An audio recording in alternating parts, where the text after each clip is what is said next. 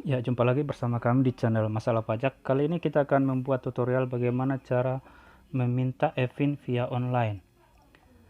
Jadi saat sekarang pelaporan PPh 21 dan juga telah dibukanya pelaporan PPh SPT tahunan badan dan SPT tahunan pribadi.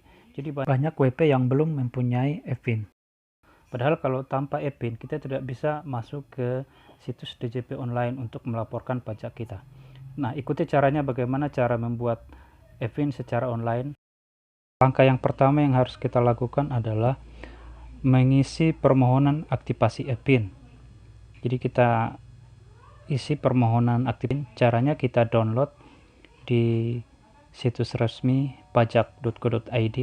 Di sana ada permohonan aktivasi e-fin. Ya, untuk cara pengisian dari formulir ini adalah, ini judulnya formulir permohonan e-fin. Kemudian yang pertama kita isi adalah wajib pajak. Wajib pajak kita contreng orang pribadi atau badan. Jadi kalau dia wajib pajak orang pribadi, kita berikan tanda silang ya, kali ya, tanda kali. Kalau dia badan, kita isi kali. Badan maksudnya di sini adalah yang berbadan usaha seperti CP, PT, yayasan. Kalau orang pribadi adalah orang atau perorangan, jadi bukan perusahaan ya. Kemudian di bawahnya ini ada jenis permohonan. Di sini ada 3 pilihan, ada aktivasi, terus penggantian, dan cetak ulang. Yang kita isi adalah aktivasi karena kita baru meminta e-fin, jadi kita isi aktivasi. Kalau teman-teman sudah sebelumnya sudah ada mau dicetak ulang, bisa dicontreng cetak ulang ya, atau di tanda kali dicetak ulang. Kemudian di bawah ada identitas wajib pajak. Di sini kita isi NPWP. Siapkan NPWP Anda, tuliskan NPWP Anda di sini. Kemudian di sebelah kanannya ada e-fin, ini dikosongkan karena kita baru akan meminta e-fin. Di sini ditulis e-fin ini berfungsi apabila kita mengisi jenis permohonan untuk cetak ulang. Jadi biar ketahuan e-finnya nomor berapa ya. Tapi kalau kita masih jenis permohonan masih aktivasi, kita pilih di aktivasi, maka e-fin di sini dikosongkan. Kemudian di bawahnya ada nama, kita isi nama sesuai dengan NPWP kita. Lalu tempat lahir, di mana kita lahir, tanggal lahir, ini kita sesuaikan dengan KTP. Kemudian warga negara, kita pilih Indonesia. Lalu kita tuliskan NIK sesuai dengan KTP kita. Kemudian untuk kalau dia warga negara asing, maka perlu ditulis negaranya negara apa, paspornya, kemudian nomor kitas dan kitabnya. Setelah bagian A kita isi, kita ke bagian B. Di bagian B ini adalah untuk wajib pajak yang berbentuk badan. Jadi kalau teman-teman mengisi minta e-fin untuk badan atau perusahaan lah, untuk perusahaan, maka ini harus diisi. Ini diisi untuk identitas wakil wajib pajaknya. Jadi siapa yang meminta, ini diisi di sini, nama NPWP-nya apa, sama seperti tadi ya di bagian A. Cuman kalau teman-teman hanya untuk memintanya untuk pribadi, untuk perorangan, bagian B tidak perlu diisi. Jadi bagian B diisi hanya untuk yang memilih SPT badan ataupun perusahaan. Jadi bagian B untuk teman-teman yang meminta e-fin untuk badan dan perusahaan. Kemudian bagian C ini adalah untuk identitas kuasa apabila kita menguasakan ya. Tapi kalau untuk pribadi, kalau kita sendiri yang mengisi, yang meminta, maka tidak perlu dikuasakan. Jadi kita ini bagian C ini tidak perlu diisi. Kemudian ke bagian D, telepon dan alamat email. Nah, ini harus diisi tuliskan telepon seluler Anda ataupun nomor HP Anda, kemudian alamat email. Untuk alamat email ini pastikan bisa terbaca ya, karena terkadang alamat email susah terbaca sehingga e-pin kita nanti akan susah dibaca. Alamat email ini akan susah dibaca oleh petugas pajak. Jadi pastikan nomor telepon dan alamat email benar-benar bisa terbaca. Kemudian di bagian E, di sini ada pernyataan.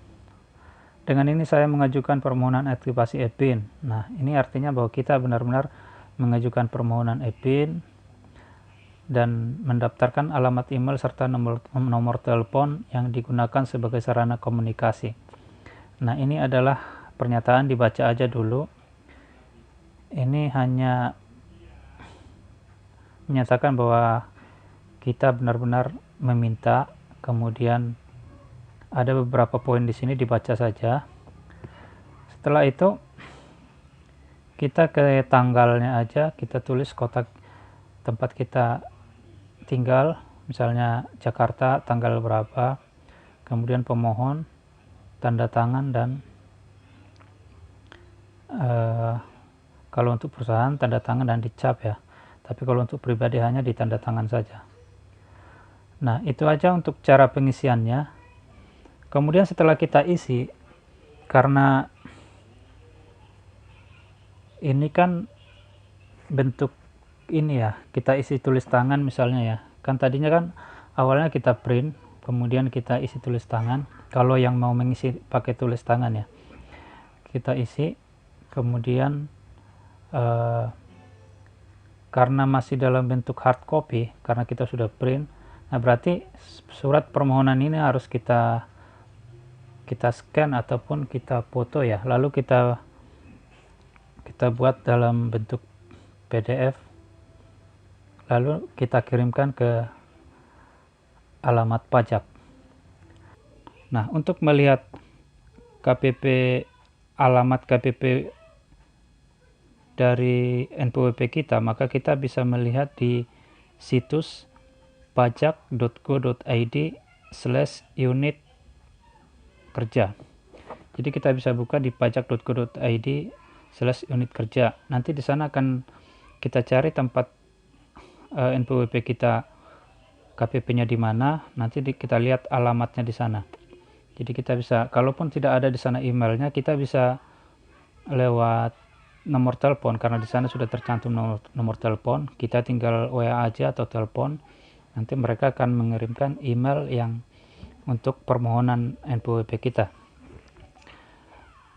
Kemudian yang kedua adalah bahwa satu email wajib pajak hanya untuk satu permohonan layanan aktivasi e-pin. Jadi artinya bahwa email wajib pajak hanya untuk satu permohonan layanan aktivasi e-pin. Tidak bisa satu email untuk beberapa aktivasi. Jadi hanya untuk satu e-pin. Satu orang, satu email, satu orang permohonan e-pin. Kemudian yang ketiga adalah wajib pajak mengirimkan swafoto atau selfie dengan memegang KTP dan kartu NPWP. Jadi di sini kita mengirimkan swafoto. Jadi kita memegang KTP dan memegang NPWP. Kemudian kita dipoto sambil memegang KTP dan NPWP tersebut. Dan ini sepertinya sudah biasa ya, sudah sering syarat-syarat untuk melamar untuk PNS banyak yang menggunakan swafoto. Jadi kita pegang KTP dan NPWP, lalu kita dipoto, dan itu nanti akan kita kirimkan. Kemudian yang keempat adalah nanti setelah kita kirimkan semua, kita sudah kirimkan permohonan, kita sudah kirimkan swafoto, petugas akan melakukan pengecekan kesesuaian atas data yang diberikan oleh wajib pajak. Jadi nanti data-data kita itu akan dicek oleh petugas dan akan disesuaikan dengan database DJP. Jika memang sama, maka petugas akan mempertimbangkan apakah dikirim atau tidak. Jadi nanti akan disesuaikan dulu. Dan nomor 5, apabila semua data sesuai, maka petugas membuat dan mengirimkan pemberitahuan EPIN dalam bentuk PDF melalui email teman-teman tadi. Jadi kalau sudah memang sesuai, maka petugas akan mengirimkan pemberitahuan EPIN lewat email yang alamat email kita yang tadi waktu kita mengirimkan permohonan.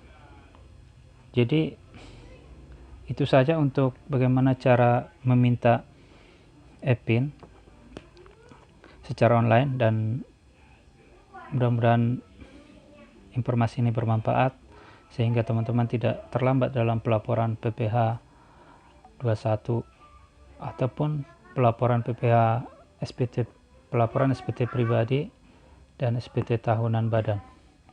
Terima kasih atas perhatiannya. Jumpa lagi di video berikutnya.